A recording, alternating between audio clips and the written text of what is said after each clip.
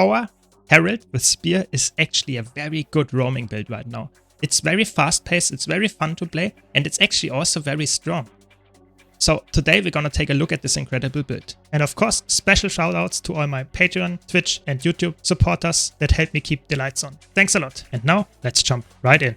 So for your gear, you want to go for full Berserker with Superior Rune of the Scholar. If you can afford infusions, you would go with Power Infusions.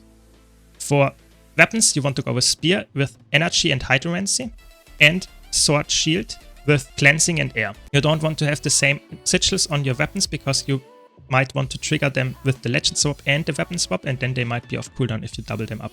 You can swap the shield to sword if you want more DPS and more teleports, but I feel like the shield can be very worthwhile as a defensive tool as well. In World vs. World, I would say the sword is probably even better if you can make use out of it, of the teleport, but I feel like if you are not sure when to teleport and stuff, the shield is the safer option for sure. For your weapons, I would go with Marauder weapons to get some more vitality and a little bit more precision, because you want to reach 55% crit chance without Fury. For backpiece, I would go with Marauder as well. However, for your amulet and your rings, I would go Berserker. And for your accessories, I would go Demolisher for some toughness. But like I said, you can easily swap Berserker pieces to Marauder or Demolisher pieces for whatever you find better, suits you better. Keep in mind that this trait actually gives you 5% crit chance while you have the Facet of Darkness up, so that's why you actually reach 100% while you have this pulsing. If you swap to 0 and you don't have Facet of Darkness up anymore, you will lose 5%, so you can even go higher on the crit chance if you really wanted to. I just wanted to min-max here. For your Relic, I personally like to go with Relic of the Leadership, because it gives you on a 30-second ICD 3 conditions converted into boons, which can be really helpful because you have an instant cast elite with your Facet of Chaos. So that's just a very nice Condy cleanse. Alternatives would be, of course, Relic of Sakiros for some really crazy healing. That's very worthwhile as well. 7% outgoing damage as healing if you have Fury, really good. And you can also go, of course, for Relic of the Sephirite for some nice protection uptime as well. So there are multiple ways that you can make that work. You can also, if you really wanted to, go for some kind of movement speed relic, but I feel like it's not necessary because you have so much swiftness uptime anyway. For your food and consumables, of course, there's only one good option, which is the peppercorn crusted sous vide steaks.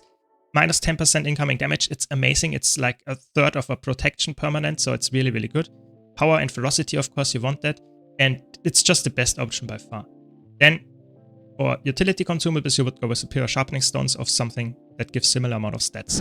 For your legend, of course, you want to go with Glint and Shiro. By the way, if you want to see more guides like this, don't forget to subscribe. But now to the traits. So for the traits, you want to run Retribution, Invocation, and Herald. Yes, you're not taking Devastation, but Retribution gives you so much offense and defense that it's just, you have to take it. It's absolutely broken. You get more endurance recovery, so you dodge more often. You get Vigor when you dodge on a 5-second IDD. So that means that you can dodge more often. Yes, very good. You get less damage while you have Resolution, which you should have permanently. When you invoke a legend, you get 3 seconds of Resolution, so really nice. When you dodge, you get 2.5 seconds of Resolution, and you get a minus 10% incoming damage buff for the next 2.5 seconds, so really good already. And now, until now it was the defensive trait line, but this trait actually gives you also aggressiveness. While you have Resolution, all damage dealt is increased, 10% outgoing damage buff, and you gain might when you strike foes, so you can upkeep with this around 10 might. And Resolution granted you to last longer. So this trait line is all about Resolution and damage decrease and damage increase and endurance. It's absolutely insane. It's really, really good. Invocation gives you Fury on Legend Swap. When you have Fury, you deal more damage. And you get then energy when you break stun. That's not that much, but might help at some point. Invoking a Legend also removes a condition. So it's a really nice Condy cleanse as well. When you use a skill that has energy cost, every 5 seconds you get Swiftness. So if you don't get corrupted, you will probably have 100% swiftness uptime just with this trait, and you get some nice healing. Helps a bit. And then lastly, Roiling Mists, which is obviously the absolutely broken trait that they even buffed. So crit chance increase of Fury is 20%, so you get now 40% of crit chance while you have Fury instead of 20, which is really, really good. And convert a percentage of your outgoing critical strike damage into healing. This is the part that got buffed or added. So 5% of all the damage you deal while you have 100% crit rate with Fury will be converted into healing. So that means you get a lot of healing passively. And lastly, we have Herald. Herald is really nice, gives you 10% more maximum health.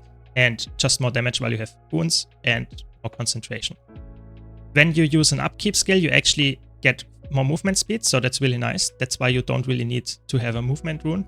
And then you get hardening persistence. When you use shield, you should use that on the cleanse on your shield skills, and more damage reduction per upkeep, so that helps you survive. If you don't run shield, if you run sword offhand, this is not that as good anymore. I would probably go for shining aspects to get some heals on your consume skills. And then you always take the Draconic Echo just for the amount of increase for the facets, so the passive remain after you use the consume skills, and their facets grant you additional boni. So that's really, really good. Overall, this is a very nice trade line, of course, because you also get access to your true nature, which is very nice. Always try to use that in Glint if you need Condi Cleanse, and if you need wound removal and just nice unblockable damage, use it in Shiro. Regarding the playstyle, you want to use your Infuse Light very aggressively as some nice of damage heal inversion, so it's really, really strong. Use that when you expect a lot of damage, and of course to full heal. This one is a very nice stun break and is also very useful if you combo that with your 3 skill, for example, because you will follow someone even if they want to stealth, because you reveal them and gives some nice vulnerability, and it's also a very strong stun break. This one gives you swiftness, so it's quite nice to upkeep together with this one, because it's fury and swiftness really helpful to stick to your target and deal nice damage. It's also a very nice damaging skill if you do the flip over skill. This one is some nice might application and does some nice damage, and it also gives you some nice damage buff after that. And then last, you have Facet of Chaos, the instant cast elite skill that gives you protection, and if you activate it again, you have some nice launch and super speed. So always use that of cooldown when you really need some CC, or if you need the cleanses from leadership rune.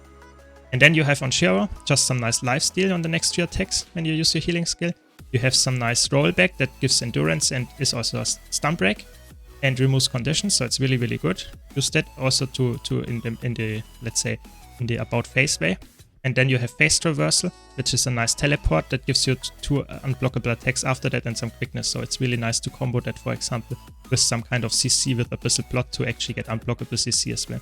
Last, you have Impossible Odds. It's really strong, but it costs a lot of energy, so only use that very carefully.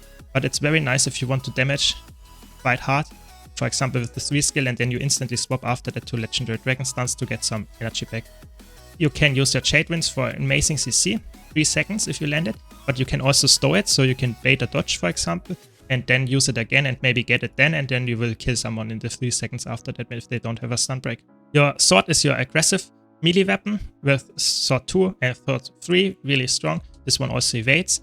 The 4 skill here on shield gives some nice cleanse and healing. The 5 skill is also a nice cleanse and healing, but it roots you in place and blocks, of course, so keep that in mind. It's your panic buttons, so to say.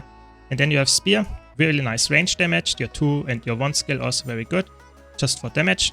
The 5 skill is amazing damage if you can land it, but it has a slow cast and needs a while to explode, but it is some nice damage.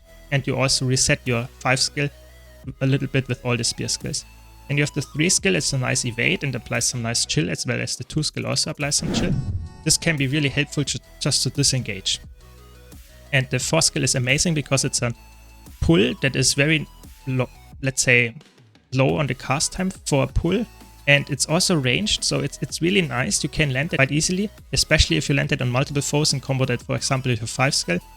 Or maybe even swap to sword and do a lot of melee attacks into the 2 skill, or even use the Jade Winds. It's absolutely insane how much damage and CC you can get out of this pull.